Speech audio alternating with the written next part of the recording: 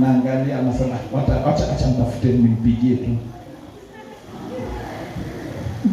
Hao nane na wewe sasa umenisahau, ama nakuita mimi sio muolewa mimi. Hata sasa salamu zina nini? Ndio sababu nakwambia, nasikia nia zetu zifanye upya. Shetani anacheza na nia, mawazo ya mwanadamu. Anakuja anakuchanganya, unaanza kuangalia hizo picha, zinaleta mambo mengine. Futa kama umeokoka, futa picha zote za ex papo, ondoa.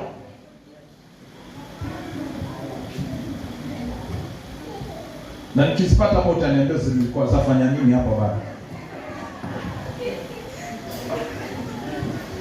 Ndio sababu siku umelala, umeolewa na makishalo, unaanza kuita Madime na kupiga kofi wewe.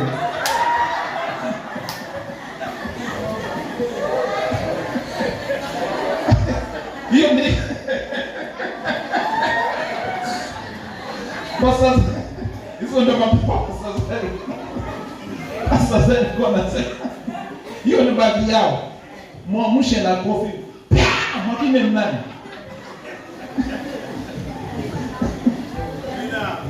Bwana Yesu asifiwe. Nasema nini?